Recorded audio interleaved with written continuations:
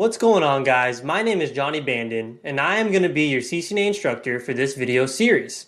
Now, in this lesson, we are going to go over IPv6 addressing, and we're going to follow the CCNA exam objectives for this lesson. Now, why do I bring this up instead of just jumping right into going over the full gambit of IPv6? Well, that's because, again, this is a CCNA course, and our whole goal is to get you certified and to have some real-world experience. Now, with IPv6, there is only two subsections on the exam objectives that even touch on IPv6. So as far as getting certified, it seems like Cisco's not too worried about you knowing a lot of in-depth information about IPv6. Now, if we were talking the CCNP exam, that's a different story. But if I bring into view here the CCNA exam objectives, under the network fundamentals section, we have two subsections for IPv6.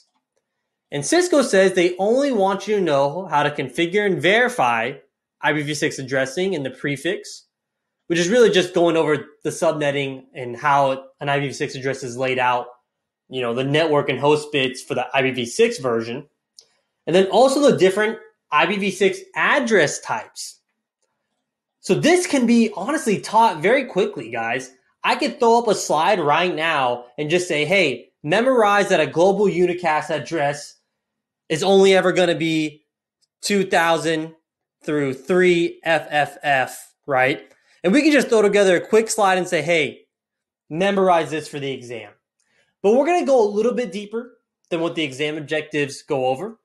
So in this video, what I'm going to show you is, let me bring this out of view so I can go over a quick overview, right? So the first thing we're going to go over, again, is just a quick overview of IPv6. What is it? The history of IPv6, why we need to use it, why it's being implemented, and what caused us to use it, right? Well, IPv4 is running out of address space. But again, we'll go over that. And then we're going to go over the IPv6 address representation. So what do I mean by this? That means we're going to go over hexadecimal a little bit more. And we're going to go over how an IPv6 address is laid out in bits, right? Because if you're watching this video, it's already assumed that you went over our IPv4 video and our subnetting video. And a lot of that knowledge you have is going to translate over to IPv6. Now, again, for some of you that are maybe taking this just to review and you're already working in the job, you know that there's actually quite a few differences between IPv4 and IPv6. But to kind of jump into IPv6 is not how the flow of teaching goes for any CCNA course I've been in or I've watched online. We want to learn IPv4 before we jump into IPv6 because we need to have an understanding of bits, converting bits to actual numbers, right? And we're going to want to understand that to understand how IPv6 is represented. And we'll get into this, right? Because an IPv6 address is 128 bits. Quite a big a difference between the 32 bits of IPv4. Okay. Then after we get into the IPv6 representation and we go over hexadecimal and binary conversion into regular numbers, then we're going to go over the IPv6 rules. So because the IPv6 address is so large, 128 bits, we have certain rules on how to compress IPv6. So we're going to teach you how to shorten up the length of an IPv6 address and the certain rules you have to abide by. And then we're going to quickly go over the IPv4 and IPv6 packet header and how it's different. And actually, IPv6 has a smaller header, right, with less information. And then we're going to go over the IPv6 prefix length as well, which is really just a subnet, right? So IPv6 prefix length. And this is going to go over how we differentiate between the network and host bits in IPv6. So we know in IPv4, an IP address is split up between network bits and host bits. Well, in IPv6, we have different terminology, right?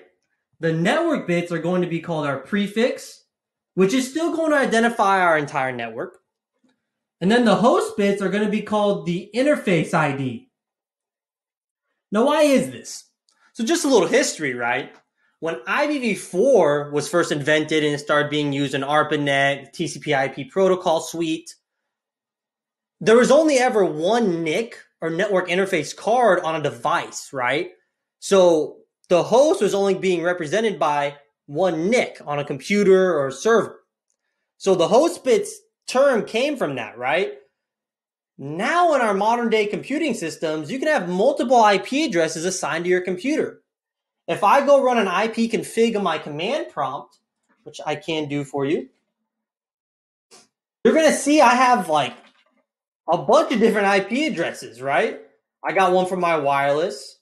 I got one for my VMware. And then I do have a USB Ethernet adapter that would also show up here. So for IPv6, we call the host portion the interface ID. These are the bits that are going to identify a NIC or an interface. And this is true for your computers and your Cisco iOS devices. And then once we go over that, we are going to jump into the different types of IPv6 addresses. So this is where we're going to jump into what a unicast address is and the different types. A multicast address in IPv6. The different types as well. We have solicited node, the link local multicast, right? That we'll get into. And our anycast addressing. Now, for you guys that have watched our IPv4, what is missing here? Broadcast, right? The IPv6 address doesn't actually use any broadcast messages or addressing. So that's how we're going to finish up. And I would like for this to be kind of in parts, right? So 1 and 2 will be one part. The IPv6 rules and prefix length will be another video, different section or part. And then the types may be a 2-part video, right? Where we go over the different types and I ensure you understand the prefix and how it correlates, right? So if you see a 200::/3 prefix, you know, hey, that's a global unicast address. And that's going to be very important for the exam that you understand that. All right. So now let's jump right into it. So again, the first thing we're going to go over is an IPv6 overview. So in the early 90s, the International Engineering Task Force Organization needed to look for a replacement for IPv4. Now, we know this because IPv4 has already run out of addresses. And because of this, we had to implement what? Public and private IPs. And then we had to also use network address translation, right? Well, if IPv6, we really don't have that because we don't need it. Because as you can see here, there is a lot of IPv6 addresses available for us to use. I think that's undecillion. I don't even know how to describe that, right? And the reason there's so many IPv6 addresses because IPv6 is a 128-bit address versus the IPv4 32-bit address, okay? So a few advantages, right? There's going to be fewer fields in the packet header of IPv6. And then, of course, we eliminate the need for NAT and other protocols as well. So IPv6 doesn't have to use ARP for that layer 3 to 2 mapping. You also technically don't need DHCP for the automatic or dynamic assignment of IPv6. Now, it's available, but you don't need it. And then this is always, I think, every trainer's favorite fact about IPv6. There are roughly enough IPv6 addresses for every grain of sand on Earth. Now, you're probably looking at me like, okay, you've told us that it's 128 bits, but What does that look like? I mean, there's no way we split that up into octets, right? That would be a huge address. You'd be right. We know with IPv4, our 32 bits are changed into 4-byte sections called octets, right? So our 32 bits are separated like this, and then we convert that into what we call dotted decimal, and that's our IP address. Well, okay, with IPv6, let me clear this up here. If we have 128 bits, I mean, I obviously can't write that out, but think about how many bits that is, that if we try to convert that to dotted decimal, that would be a huge address. So the creators of IPv6 split up the 128 bits into 8 sections that are separated by a colon that have 16 bits in each section. This is called a hextet. Okay? I've watched some trainers, they say this is called a word, 16 bits. We're going to call it a hextet because at least in all the environments I've been in, that's kind of what we've called it, right? So that's what I'm used to. So this 128 bits is going to be split up into 8 sections called hextets. And instead of converting those bits into dotted decimal or a regular number, we're going to convert them into hexadecimal. So what is hexadecimal? It's a way to represent binary data, and it's going to be what we call a base 16, which essentially means a hextet's going to be represented from the digits 0 through 9 and A through F, which again is 16 bits, base 16. And so our hextet can only have these letters or these numbers in it, 0 through 9 and A through F. What else is hexadecimal in our environments? A MAC address, okay? So same. Now let's go over how we actually break down that IPv6 address and the representation. All right, so let's take a deep breath because we're about to jump right into it, right?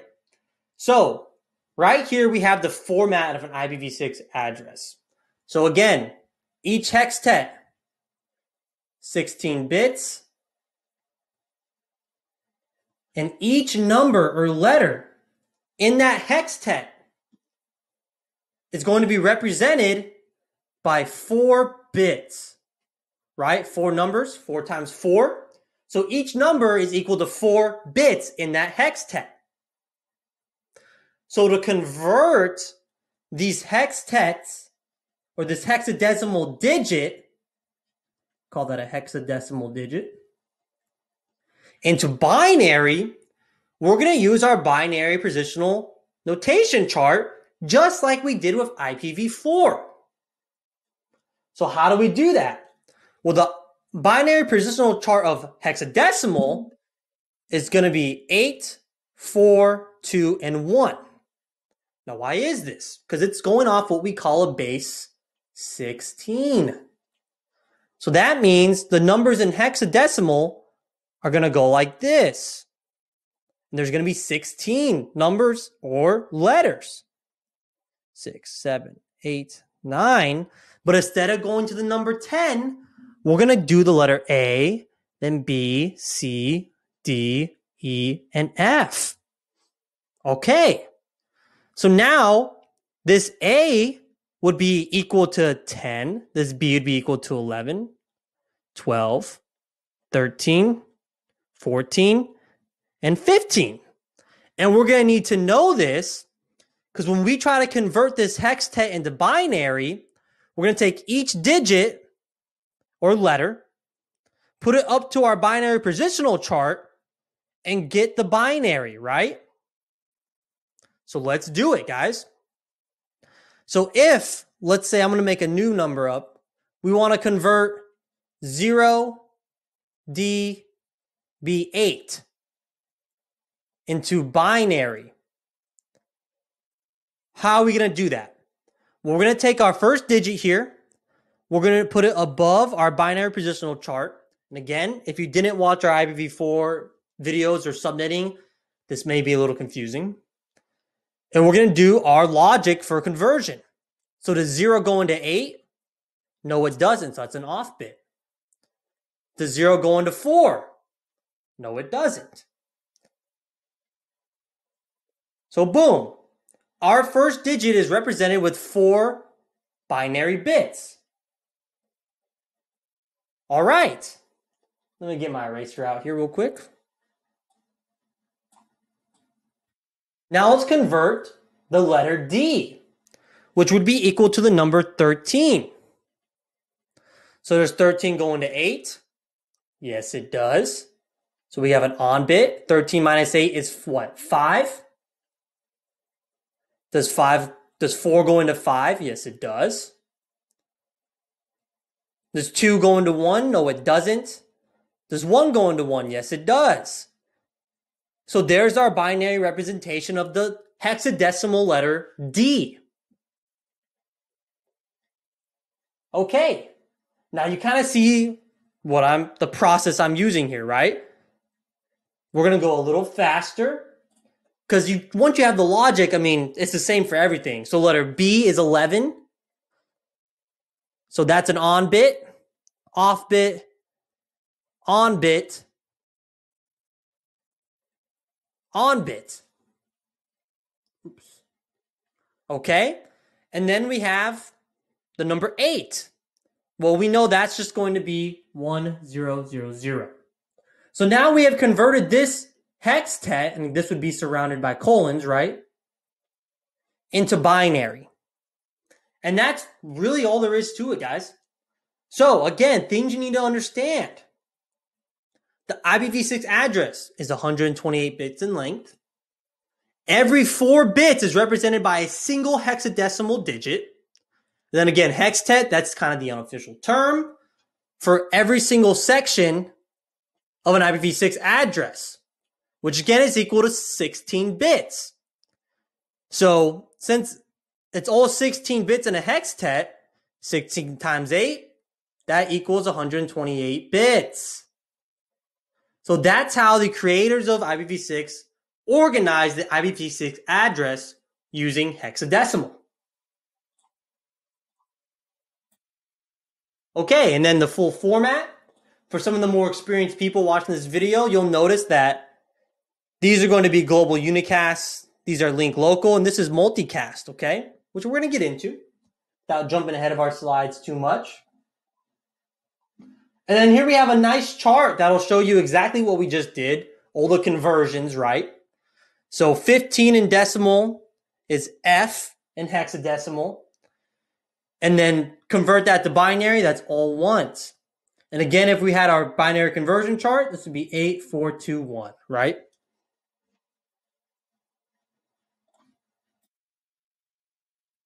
All right. So I'm going to go ahead and pause this video because we're kind of getting on that long video time, right? Especially for learning something so dry like this. Come back for part 2 or our next video where we're going to be going over the IPv6 rules and how to compress IPv6. Thank you for viewing this video.